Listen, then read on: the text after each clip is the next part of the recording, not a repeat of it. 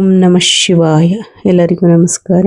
ಇಂದು ಈ ವಿಡಿಯೋದ ಮೂಲಕ ಮೀನರಾಶಿಯವರ ಜಾತಕದ ಫಲಿತಾಂಶಗಳ ಬಗ್ಗೆ ತಿಳಿದುಕೊಳ್ಳೋಣ. ಆಗಸ್ಟ್ 12 ಬುಧವಾರ. ನಿಮ್ಮ ಕೋಪದ ಹಿಂದೆ ಇರುವ ಕಾರಣವೇನು? ಓಂ ನಮಃ ಶಿವಾಯ. ಎಲ್ಲರಿಗೂ ನಮಸ್ಕಾರ. ಇಂದಿನ ವಿಡಿಯೋದಲ್ಲಿ ಈ ರಾಶಿಯವರಿಗಾಗಿ ಬಹಳ ವಿಶೇಷವಾದ ಕೆಲವು ವಿಚಾರಗಳನ್ನು ನೋಡೋಣ. ಆಗಸ್ಟ್ 12 ಬುಧವಾರದ ದಿನ ನಿಮ್ಮ ಜೀವನದಲ್ಲಿ ಯಾವ ರೀತಿಯ ಪರಿಸ್ಥಿತಿಗಳು ಎದುರಾಗಬಹುದು? ನಿಮ್ಮ ಸ್ವಭಾವದ ಬಗ್ಗೆ ಇತರರಿಗೆ ಅರ್ಥವಾಗದ ಕೆಲವು ವಿಷಯಗಳು ಯಾವುವು? ವಿಶೇಷವಾಗಿ ನಿಮ್ಮ ಕೋಪ ಬಂದಾಗ ನೀವು ಏಕೆ ಅಷ್ಟು ತೀವ್ರವಾಗಿ ಪ್ರತಿಕ್ರಿಯಿಸುತ್ತೀರಿ? ನಿಮ್ಮ ಕೋಪದ ಹಿಂದೆ ನಿಜವಾಗಿಯೂ ಯಾವ ಭಾವನೆ ಅಡಗಿದೆ? ಯಾರಾದರೂ ನಿಮ್ಮ ನಂಬಿಕೆಯನ್ನು ಮುರಿದಾಗ ನೀವು ಹೇಗೆ ವರ್ತಿಸುತ್ತೀರಿ? ಈ ಎಲ್ಲ ವಿಚಾರಗಳನ್ನು ಇಂದಿನ ರಾಶಿಫಲ ವಿವರದಲ್ಲಿ ತಿಳಿದುಕೊಳ್ಳೋಣ.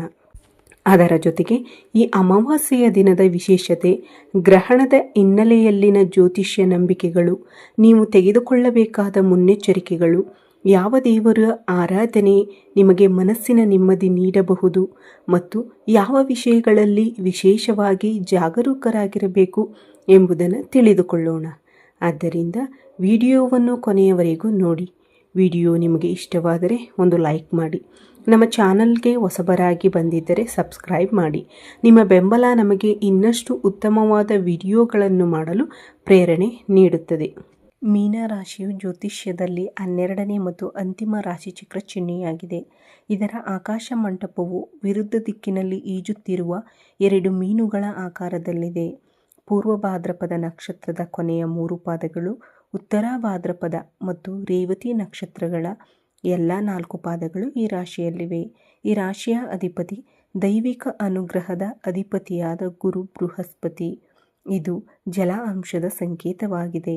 ದಯಗುಣ, ಆಧ್ಯಾತ್ಮಿಕತೆ, ಅಗಾಧ ಕಲ್ಪನಾ ಶಕ್ತಿ, ನಿಸ್ವಾರ್ಥ ಸೇವೆ ಮತ್ತು ಕನಸು ಕಾಣುವ ಸ್ವಭಾವ ಈ ರಾಶಿಯ ವಿಶೇಷತೆಯಾಗಿದೆ.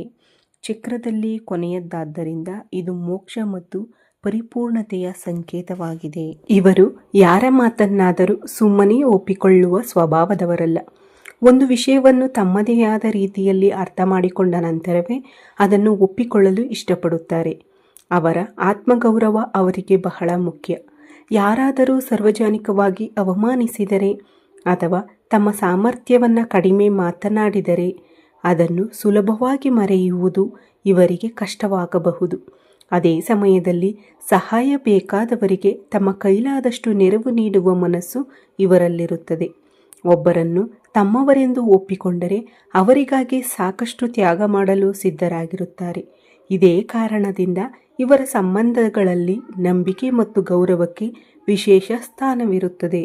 ಈ ರಾಶಿಯವರಿಗೆ ಕೋಪ ಏಕೆ ಬರುತ್ತದೆ? ಇಂದಿನ ಪ್ರಮುಖ ವಿಚಾರ.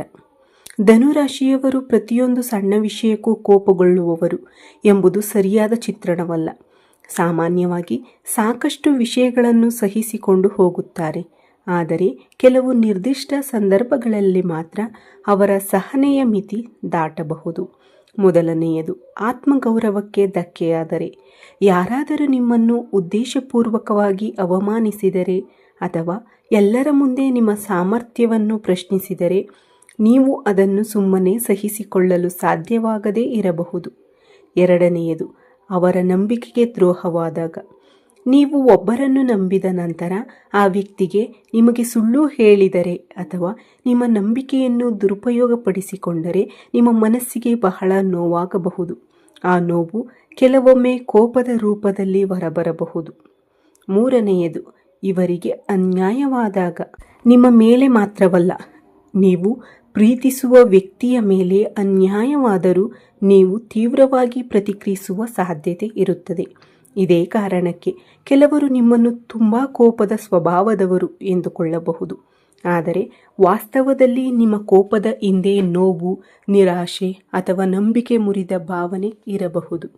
ಆಗಸ್ಟ್ 12ರಂದು ಎಚ್ಚರಿಕೆ ಅಗತ್ಯವಿರುವ ವಿಷಯ. ಈ ದಿನ ಕೆಲವು ವಿಚಾರಗಳಲ್ಲಿ ಭಾವನೆಗಿಂತ ವಿವೇಕಕ್ಕೆ ಹೆಚ್ಚಿನ ಮಹತ್ವ ನೀಡುವುದು ಒಳ್ಳೆಯದು. ವಿಶೇಷವಾಗಿ ಹಣಕಾಸಿನ ವ್ಯವಹಾರಗಳಲ್ಲಿ ದಾಖಲೆಗಳನ್ನು ಪರಿಶೀಲಿಸದೆ ಯಾರನ್ನೂ ನಂಬಬೇಡಿ. ವ್ಯಾಪಾರದಲ್ಲಿ ಮಾತಿನ ಮೇಲೆ ಮಾತ್ರ ನಿರ್ಧಾರ ತೆಗೆದುಕೊಳ್ಳುವ ಬದಲು ಅಗತ್ಯ ದಾಖಲೆಗಳನ್ನು ಪರಿಶೀಲಿಸಿ. ಯಾರಾದರೂ ನಿಮಗೆ ಒತ್ತಡ ಹಾಕುತ್ತಿದ್ದರೆ ಎಂದ ತಕ್ಷಣ ಕೋಪದಿಂದ ಪ್ರತಿಕ್ರಿಯಿಸಬೇಡಿ. ಒಮ್ಮೆ ಕೋಪದಲ್ಲಿ ಹೇಳಿದ ಮಾತುಗಳನ್ನು ನಂತರ ಹಿಂತೆಗೆದುಕೊಳ್ಳುವುದು ಕಷ್ಟವಾಗಬಹುದು. ಆದ್ದರಿಂದ ಈ ದಿನ ಒಂದು ಸರಳ ನಿಯಮ ನೆನಪಿಟ್ಟುಕೊಳ್ಳಿ. ಮೊದಲು ಯೋಚಿಸಿ, ನಂತರ ಮಾತನಾಡಿ. ನಿಮ್ಮ ಆಪ್ತರಿಂದಲೇ ನೋವಾಗುವ ಸಾಧ್ಯತೆ ಇದೆ. ಈ ರಾಶಿಯವರ ಒಂದು ವಿಶೇಷ ಗುಣವೆಂದರೆ ಅವರು ಎಲ್ಲರನ್ನೂ ಒಂದೇ ರೀತಿಯಲ್ಲಿ ತಮ್ಮ ಹತ್ತಿರಕ್ಕೆ ಬಿಡುವುದಿಲ್ಲ. ಆದರೆ ಯಾರನ್ನಾದರೂ ತಮ್ಮ ಮನಸ್ಸಿನಲ್ಲಿ ಒಪ್ಪಿಕೊಂಡ ನಂತರ ಅವರನ್ನು ಸಂಪೂರ್ಣವಾಗಿ ನಂಬುತ್ತಾರೆ. ಅದು ಸ್ನೇಹಿತರಾಗಿರಬಹುದು, ಕುಟುಂಬದವರಾಗಿರಬಹುದು, ಜೀವನ ಸಂಗಾತಿಯಾಗಿರಬಹುದು ಅಥವಾ ಬಹಳ ಹತ್ತಿರದ ವ್ಯಕ್ತಿಯಾಗಿರಬಹುದು. ಅಂತಹ ವ್ಯಕ್ತಿಯಿಂದಲೇ ನಿರೀಕ್ಷಿಸದ ವರ್ತನೆ ಬಂದಾಗ ಮನಸ್ಸಿಗೆ ಹೆಚ್ಚು ನೋವಾಗುತ್ತದೆ. ಅದರ ಪರಿಣಾಮವಾಗಿ ಕೋಪ ಹೆಚ್ಚಾಗಬಹುದು. ಆದರೆ ಇಲ್ಲಿ ಒಂದು ಮುಖ್ಯ ಎಚ್ಚರಿಕೆ ಇದೆ. ಆ ಕ್ಷಣದಲ್ಲಿ ತೆಗೆದುಕೊಳ್ಳುವ ನಿರ್ಧಾರವೇ ಶಾಶ್ವತ ನಿರ್ಧಾರವಾಗಬೇಕೆಂದಿಲ್ಲ. ಆದ್ದರಿಂದ ಸಂಬಂಧವನ್ನು ಮುರಿಯುವಂತಹ ನಿರ್ಧಾರವನ್ನು ಕೋಪದಲ್ಲಿರುವಾಗ ತೆಗೆದುಕೊಳ್ಳಬೇಡಿ. ಸ್ವಲ್ಪ ಸಮಯ ತೆಗೆದುಕೊಳ್ಳಿ, ಮೌನವಾಗಿರಿ, ನಂತರ ಪರಿಸ್ಥಿತಿಯನ್ನು ಮತ್ತೊಮ್ಮೆ ಯೋಚಿಸಿ. ಅವಮಾನವನ್ನು ಹೇಗೆ ಎದುರಿಸಬೇಕು? ಯಾರಾದರೂ ನಿಮ್ಮನ್ನು ಕೆಣಕಲು ಪ್ರಯತ್ನಿಸಿದಾಗ ತಕ್ಷಣ ಉತ್ತರ ನೀಡುವುದು ನಿಮ್ಮ ಬಲವಲ್ಲ. ಕೆಲವೊಮ್ಮೆ ಮೌನವೇ ದೊಡ್ಡ ಉತ್ತರವಾಗುತ್ತದೆ. ನಿಮ್ಮ ವಿರುದ್ಧ ಯಾರಾದರೂ ಮಾತನಾಡುತ್ತಿದ್ದಾರೆ ಎಂದು ಕೇಳಿದ ತಕ್ಷಣ ಅವರೊಂದಿಗೆ ಜಗಳಕ್ಕೆ ಹೋಗಬೇಡಿ. ಮೊದಲು ನಿಜವಾದ ವಿಷಯವೇನು ಎಂದು ತಿಳಿದುಕೊಳ್ಳಿ. ಏಕೆಂದರೆ ತಪ್ಪು ಮಾಹಿತಿಯ ಆಧಾರದ ಮೇಲೆ ತೆಗೆದುಕೊಳ್ಳುವ ಒಂದು ನಿರ್ಧಾರವು ಸಂಬಂಧಗಳಿಗೆ ಹಾನಿ ಮಾಡಬಹುದು. ನಿಮ್ಮ ಗೌರವವನ್ನು ಕಾಪಾಡಿಕೊಳ್ಳಲು ಪ್ರತಿಯೊಂದು ಮಾತಿಗೂ ಪ್ರತಿಕ್ರಿಯಿಸುವ ಅಗತ್ಯವಿಲ್ಲ. ಹಣಕಾಸಿನ ವಿಚಾರದಲ್ಲಿ ಜಾಗ್ರತೆ. ಆಗಸ್ಟ್ 12ರಂದು ಹಣದ ವಿಷಯದಲ್ಲಿ ಸ್ವಲ್ಪ ಎಚ್ಚರಿಕೆ ಇರುವುದು ಉತ್ತಮ. ಯಾರಿಗಾದರೂ ದೊಡ್ಡ ಮೊತ್ತದ ಹಣ ನೀಡುವ ಮೊದಲು ಸರಿಯಾಗಿ ಪರಿಶೀಲಿಸಿ. ವ್ಯಾಪಾರ ಅಥವಾ ಹೂಡಿಕೆಯ ವಿಷಯದಲ್ಲಿ ತಕ್ಷಣ ಲಾಭದ ಮಾತುಗಳನ್ನು ಕೇಳಿ ನಿರ್ಧಾರ ತೆಗೆದುಕೊಳ್ಳಬೇಡಿ. ನಿಮ್ಮ ಸಹಿ, ದಾಖಲೆಗಳು ಅಥವಾ ಹಣಕಾಸಿನ ಒಪ್ಪಂದಗಳನ್ನು ಓದದೆ ಒಪ್ಪಿಕೊಳ್ಳಬೇಡಿ. ಕೋಪದಿಂದ ಅಥವಾ ಒತ್ತಡದಿಂದ ಹಣಕಾಸಿನ ನಿರ್ಧಾರ ತೆಗೆದುಕೊಳ್ಳುವುದನ್ನು ತಪ್ಪಿಸಿ. ಕುಟುಂಬದ ವಿಚಾರದಲ್ಲಿ ಎಚ್ಚರಿಕೆ. ಕುಟುಂಬದಲ್ಲಿ ಸಣ್ಣ ವಿಷಯ ದೊಡ್ಡ ಚರ್ಚೆಯಾಗುವ ಸಾಧ್ಯತೆ ಇದ್ದರೆ ನೀವು ಪರಿಸ್ಥಿತಿಯನ್ನು ಶಾಂತಗೊಳಿಸುವ ಪ್ರಯತ್ನ ಮಾಡಿ. ನಿಮ್ಮ ಮಾತು ಸರಿಯಾಗಿದ್ದರೂ ಅದನ್ನು ಹೇಗೆ ಹೇಳುತ್ತೀರಿ ಎಂಬುದು ಮುಖ್ಯ. ಕಠಿಣವಾದ ಮಾತು ಸಂಬಂಧದಲ್ಲಿ ದೀರ್ಘಕಾಲದ ನೋವನ್ನು ಉಂಟುಮಾಡಬಹುದು. ವಿಶೇಷವಾಗಿ ಮಕ್ಕಳ ಅಥವಾ ಜೀವನ ಸಂಗಾತಿಯ ವಿಷಯದಲ್ಲಿ ತಕ್ಷಣ ಕೋಪಗೊಳ್ಳುವ ಬದಲು ಅವರ ಮಾತನ್ನು ತಾಳ್ಮೆಯಿಂದ ಕೇಳಿ. ಒಬ್ಬರ ಮಾತನ್ನು ಸಂಪೂರ್ಣವಾಗಿ ಕೇಳಿದ ನಂತರ ನಿರ್ಧಾರ ತೆಗೆದುಕೊಳ್ಳುವುದು ಉತ್ತಮ. ನಿಮ್ಮ ಕೋಪವೇ ನಿಮ್ಮ ಶಕ್ತಿಯಾಗಬೇಕು. ಈ ರಾಶಿಯವರಿಗೆ ನಿಮ್ಮ ಕೋಪವನ್ನು ಸಂಪೂರ್ಣವಾಗಿ ದುರ್ಬಲತೆ ಎಂದುಕೊಳ್ಳಬೇಡಿ. ಸರಿಯಾದ ರೀತಿಯಲ್ಲಿ ನಿಯಂತ್ರಿಸಿದರೆ ಅದೇ ಕೋಪ ನಿಮ್ಮೊಳಗಿನ ಶಕ್ತಿಯಾಗಬಹುದು. ಅನ್ಯಾಯದ ವಿರುದ್ಧ ಧೈರ್ಯವಾಗಿ ನಿಲ್ಲುವ ಸಾಮರ್ಥ್ಯ ನಿಮ್ಮಲ್ಲಿದೆ. ಆದರೆ ಆ ಧೈರ್ಯವನ್ನು ಆವೇಶವಾಗಿ ಬದಲಾಯಿಸಬೇಡಿ. ನಿಮ್ಮ ಮಾತುಗಳಲ್ಲಿ ದೃಢತೆ ಇರಲಿ, ಆದರೆ ಅವಮಾನಿಸುವ ಪದಗಳು ಇರಬಾರದು. ನಿಮ್ಮ ನಿರ್ಧಾರಗಳಲ್ಲಿ ಧೈರ್ಯ ಇರಲಿ, ಆದರೆ ಆತುರ ಇರಬಾರದು. ಆಧ್ಯಾತ್ಮಿಕ ಪರಿಹಾರ. ಈ ದಿನ ಬೆಳಿಗ್ಗೆ ಸಾಧ್ಯವಾದರೆ ಸೂರ್ಯನಿಗೆ ಆರ್ಘ್ಯವನ್ನು ಅರ್ಪಿಸಿ. ನಂತರ ಶಾಂತವಾಗಿ 5 ನಿಮಿಷಗಳ ಧ್ಯಾನ ಮಾಡಿ. ಓಂ ಸೂರ್ಯಾಯ ನಮಃ ಎಂಬ ಮಂತ್ರವನ್ನು ಭಕ್ತಿಯಿಂದ ಜಪಿಸಬೇಕು. ಮನಸ್ಸಿಗೆ ಶಾಂತಿ ನೀಡುವ ಸಲುವಾಗಿ ಶಿವನ ಆರಾಧನೆಯನ್ನು ಮಾಡಬಹುದು. ಓಂ ನಮಃ ಶಿವಾಯ ಎಂಬ ಪಂಚಾಕ್ಷರಿ ಮಂತ್ರವನ್ನು ಜಪಿಸುವುದು ಮನಸ್ಸನ್ನು ಏಕಾಗ್ರಗೊಳಿಸಲು ಸಹಾಯ ಮಾಡುತ್ತದೆ. ನಿಮ್ಮ ಕುಟುಂಬದ ಸಂಪ್ರದಾಯಕ್ಕೆ ಅನುಗುಣವಾಗಿ ಲಕ್ಷ್ಮೀದೇವಿಯ ಆರಾಧನೆಯನ್ನು ಮಾಡಬಹುದು. ಸಾಧ್ಯವಾದರೆ ಹತ್ತಿರದ ದೇವಸ್ಥಾನಕ್ಕೆ ಭೇಟಿ ನೀಡಿ ದೇವರ ದರ್ಶನ ಪಡೆಯಿರಿ. ಇವೆಲ್ಲವೂ ಆಧ್ಯಾತ್ಮಿಕ ನಂಬಿಕೆಗಳ ಭಾಗವಾಗಿದ್ದು ನಿಮ್ಮ ಮನಸ್ಸಿಗೆ ನೆಮ್ಮದಿ ಮತ್ತು ಧೈರ್ಯ ನೀಡುವ ರೀತಿಯಲ್ಲಿ ಆಚರಿಸಬಹುದು. ಅಮಾವಾಸ್ಯೆಯ ದಿನದ ವಿಶೇಷತೆ. ಆಗಸ್ಟ್ 12ರ ಅಮಾವಾಸ್ಯೆಯ ಹಿನ್ನೆಲೆಯಲ್ಲಿ ಜ್ಯೋತಿಷ್ಯ ಮತ್ತು ಆಧ್ಯಾತ್ಮಿಕ ನಂಬಿಕೆಗಳಲ್ಲಿ ಈ ದಿನವನ್ನು ಆತ್ಮಪರಿಶೀಲನೆ ಮತ್ತು ದೇವರ ಸ್ಮರಣೆಗೆ ಸೂಕ್ತ ದಿನವೆಂದು ಕೆಲವರು ಪರಿಗಣಿಸುತ್ತಾರೆ. ಈ ದಿನ ಅನಗತ್ಯವಾದ ವಿವಾದಗಳಿಂದ ದೂರವಿರಿ. ಮನಸ್ಸನ್ನು ಶಾಂತವಾಗಿಟ್ಟುಕೊಳ್ಳಿ. ದಾನ ಮಾಡಲು ಸಾಧ್ಯವಾದರೆ ನಿಮ್ಮ ಸಾಮರ್ಥ್ಯಕ್ಕೆ ಅನುಗುಣವಾಗಿ ಅಗತ್ಯವಿರುವವರಿಗೆ ಸಹಾಯ ಮಾಡಿ. ಮನೆಯ ಪೂಜಾ ಸ್ಥಳವನ್ನು ಸ್ವಚ್ಛವಾಗಿಟ್ಟುಕೊಳ್ಳಿ. ಆಧ್ಯಾತ್ಮಿಕ ಚಿಂತನೆ, ಪ್ರಾರ್ಥನೆ ಮತ್ತು ಧ್ಯಾನಕ್ಕೆ ಸ್ವಲ್ಪ ಸಮಯ ಮೀಸಲಿಡಿ. ಕೊನೆಯದಾಗಿ ಒಂದು ಮುಖ್ಯ ಸಂದೇಶ. ಸಿಂಹವು ಪ್ರತಿಯೊಂದು ಕ್ಷಣವೂ ಗರ್ಜಿಸುವುದಿಲ್ಲ.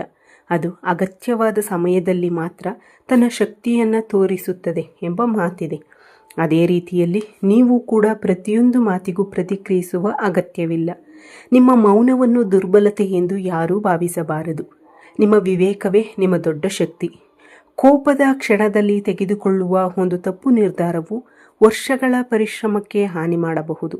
ಆದರೆ ಅದೇ ಕ್ಷಣದಲ್ಲಿ ನೀವು ನಿಮ್ಮನ್ನು ನಿಯಂತ್ರಿಸಿಕೊಂಡರೆ ಅದೇ ಪರಿಸ್ಥಿತಿ ನಿಮ್ಮ ಪರವಾಗಿಯೂ ಬದಲಾಗಬಹುದು. ಅಂತಿಮ ಫಲ. ಆದ್ದರಿಂದ ಆಗಸ್ಟ್ 12ರಂದು ಈ ರಾಶಿಯವರು ಮುಖ್ಯವಾಗಿ 3 ವಿಷಯಗಳನ್ನು ನೆನಪಿಟ್ಟುಕೊಳ್ಳಬೇಕು. ಮೊದಲನೆಯದು, ಕೋಪದಲ್ಲಿ ನಿರ್ಧಾರ ತೆಗೆದುಕೊಳ್ಳಬಾರದು. ಎರಡನೆಯದು, ಹಣಕಾಸಿನ ವ್ಯವಹಾರಗಳಲ್ಲಿ ಸಂಪೂರ್ಣ ಪರಿಶೀಲನೆ ಮಾಡಬೇಕು. ಮೂರನೆಯದು, ಸಂಬಂಧಗಳಲ್ಲಿ ಮಾತಿಗಿಂತ ಅರ್ಥ ಮಾಡಿಕೊಳ್ಳುವಿಕೆಗೆ ಆದ್ಯತೆ ನೀಡಬೇಕು. ನಿಮ್ಮ ಕೋಪವನ್ನು ನೀವು ನಿಯಂತ್ರಿಸಿದರೆ ನಿಮ್ಮ ಮುಂದೆ ಇರುವ ಅನೇಕ ಸಮಸ್ಯೆಗಳನ್ನು ಸಹ ಸುಲಭವಾಗಿ ದಾಟಬಹುದು. ನಿಮ್ಮ ಆತ್ಮಗೌರವವನ್ನು ಕಾಪಾಡಿಕೊಳ್ಳಿ, ಆದರೆ ಅದಕ್ಕಾಗಿ ನಿಮ್ಮ ಮನಸ್ಸಿನ ಶಾಂತಿಯನ್ನು ಕಳೆದುಕೊಳ್ಳಬೇಡಿ. ನಿಮ್ಮ ಶಕ್ತಿ ನಿಮ್ಮ ಧೈರ್ಯದಲ್ಲಿ ಮಾತ್ರವಲ್ಲ, ನಿಮ್ಮನ್ನು ನೀವು ನಿಯಂತ್ರಿಸಿಕೊಳ್ಳುವ ಸಾಮರ್ಥ್ಯದಲ್ಲಿಯೂ ಇದೆ. ಈ ರಾಶಿಯವರು ನಿಮ್ಮ ಜೀವನದಲ್ಲಿ ಉತ್ತಮವಾದ ದಿನಗಳು ಬರಲಿ ಎಂದು ಹಾರೈಸುತ್ತೇನೆ. ಶಿವನ ಕೃಪೆ ಮತ್ತು ಲಕ್ಷ್ಮೀದೇವಿಯ ಆಶೀರ್ವಾದ ನಿಮ್ಮ ಕುಟುಂಬದ ಮೇಲೆ ಸದಾ ಇರಲಿ. ಓಂ ನಮಃ ಶಿವಾಯ. ವಿಡಿಯೋ ನಿಮಗೆ ಇಷ್ಟವಾದರೆ ಲೈಕ್ ಮಾಡಿ, ನಿಮ್ಮ ಸ್ನೇಹಿತರು ಮತ್ತು ಕುಟುಂಬದವರೊಂದಿಗೆ ಹಂಚಿಕೊಳ್ಳಿ. ಹೊಸ ವಿಡಿಯೋಗಳಿಗಾಗಿ ನಮ್ಮ ಚಾನಲನ್ನು ಸಬ್ಸ್ಕ್ರೈಬ್ ಮಾಡಿಕೊಳ್ಳಿ. ಈ ವಿಡಿಯೋ ವೀಕ್ಷಿಸಿದ ನನ್ನ ಎಲ್ಲ ವೀಕ್ಷಕ ಬಂಧುಗಳಿಗೂ ಧನ್ಯವಾದಗಳು. ಎಲ್ಲರಿಗೂ ಶುಭವಾಗಲಿ. ಜೈ ಶ್ರೀರಾಮ್. ಹರ ಹರ ಮಹಾದೇವ್. ಜೈ ಶ್ರೀ ಕೃಷ್ಣ.